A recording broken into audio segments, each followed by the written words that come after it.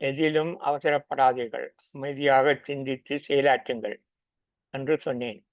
உடனடியாக எடுக்க வேண்டிய தீர்மானத்தை எவ்வாறு அமைதியாக சிந்தித்து செயல்படுவது என்று நீங்கள் கேட்கலாம். வாய்ப்பு தவறிவிடாதா என்றும் கேட்கலாம். அதற்குத்தான் பயிற்சி பற்றி சொன்னேன். ஒன்றை மீண்டும் மீண்டும் தொடர்ந்து செய்து வந்தால் அது மூளையின் கட்டளையின் பின் வரும் வேலையாக அல்லாது உன் தன்னியல்பான வேலையாக மாறிவிடும் என்றேன். கார் ஓட பழகுகிறவன் ஆரம்பத்தில் எவ்வளவு சிரமப்படுகிறான் என்று நீங்கள் அறிவீர்கள். பின்னர் கார் ஓடி போகும்போது எதிரே மோத வரும் ஒரு வாகனத்திற்கு எவ்வாறு தப்போது என்பதற்கான கட்டளையை மூளை கொடுப்பதில்லை.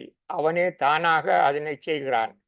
பிரேக் போடுவது தொடக்கம் தேவையான அளவுக்கு தன் வாகனத்தை விலக்கிக் கொள்வது வரை மட்டுமல்ல, வாகனத்திற்குள் இருக்கும் மக்களை எவ்வாறு காப்பாற்றுவது என்ற எல்லா தீர்மானங்களையும் மிக குறுகிய பொழுதுக்குள்ளேயே எடுத்து விடுகிறான்.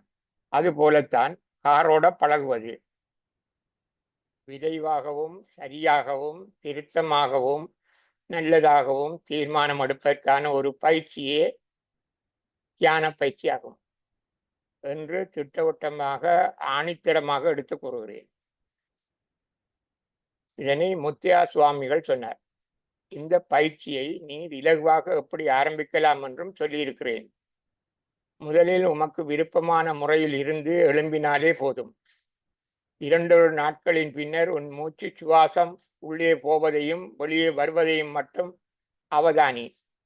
பின்னர் என்னோடு சேர்ந்த பக்தர்கள் அமருகின்ற முறைப்படி அமரப்பார், அல்லது உன் சமூகத்தவர் கடவுள் வணக்கத்துக்கு அமருகின்ற முறையில் அமரப்பார்.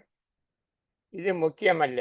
நிலத்தில் அமர முடியாத நோயாளரும் வயதானவர்களும் கதிரையில் அமர்ந்தும் வணங்கலாம், படுத்தும் கிடந்தும் வணங்கலாம். ஆணும் வணங்க வேண்டும், பெண்ணும் வணங்க வேண்டும். பிள்ளைகளுக்கும் வணங்க பழக்க வேண்டும். ஆனால் அதிகாலை 4:30 மணி வணக்கத்தை தொடங்கலாம். சற்று தாமதிப்பதும் தவறாகாது.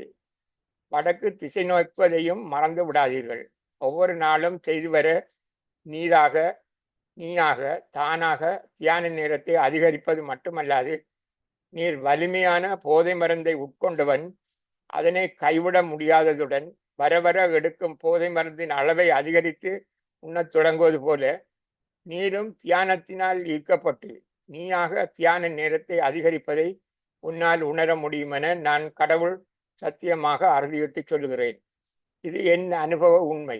அறிவு என்பது புத்தகங்களிலிருந்து கற்றுக்கொள்வதாக இருக்கலாம், அல்லது உனது அனுபவங்களிலிருந்து பெற்றுக்கொள்ளப்பட்டவையாக இருக்கலாம்.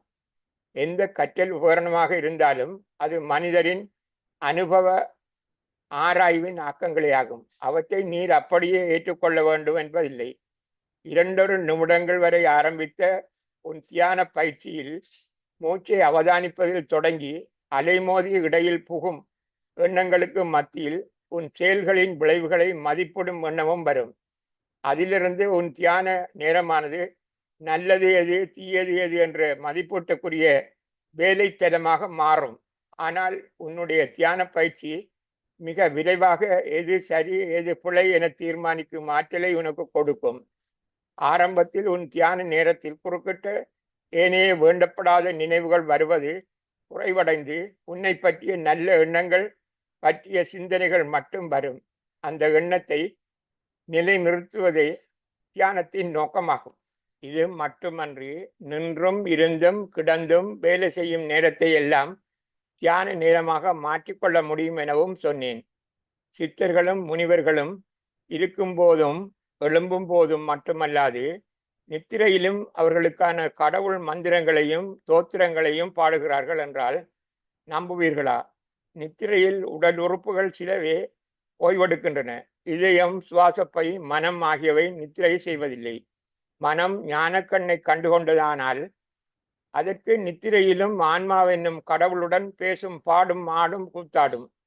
நனவில் மட்டுமல்ல, கனவிலும் அவருடைய கடவுளுக்கான மந்திரத்தை உச்சரிக்கும். தியானத்தினால் உனக்கு கிடைக்கும் ஆற்றலின்படியும் கடவுளால் உனக்கு கொடுக்கப்பட்டுள்ள சுதந்திரத்தின்படியும் உன் மத கோட்பாடுகளுக்கு மாறான தீர்மானமாக உன் தீர்மானம் இருந்தாலும் கடவுள் அதற்கு சரியான மதிப்பெண்ணை வழங்கி உன்னை பாராட்டுவார்.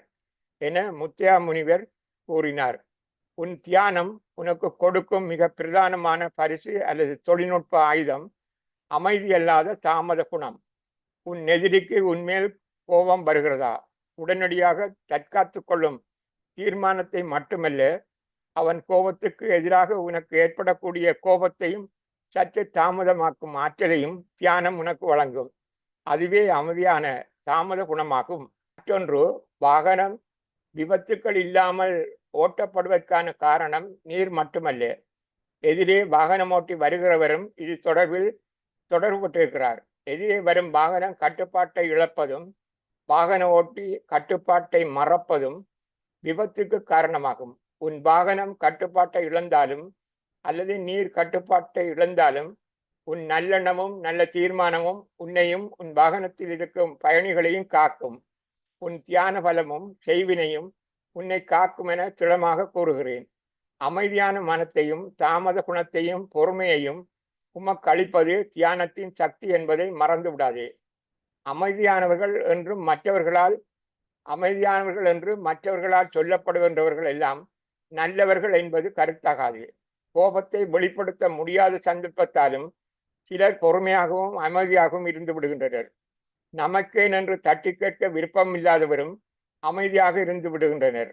அவர்களை சோதனைக்குட்படுத்தவே அதே போன்ற நிகழ்வை கடவுள் அவர்களுக்கு ஏற்பட செய்து திருத்த முயற்சிக்கின்றார்.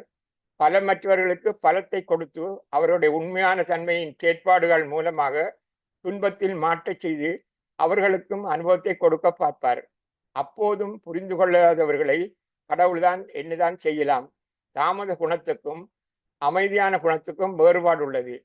தாமத குணம் என்பது சடுதியாக ஏற்படும் அல்லது ஏற்படக்கூடிய துன்பத்தை தவிர்ப்பதற்கான குறுங்கால பொறுமையாகும்.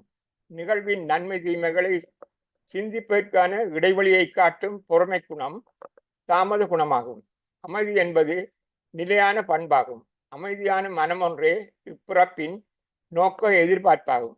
எவ்வளவு செல்வத்தை தேடினாலும் எவ்வளவு கல்வியை சேர்த்தாலும் பயனில்லை. அதனை அனுபவிக்க திடமான உறுதியான உடலில் அமைந்துள்ள ஒருமையான அமைதியான நல்ல மனம் ஒன்றே தேவை.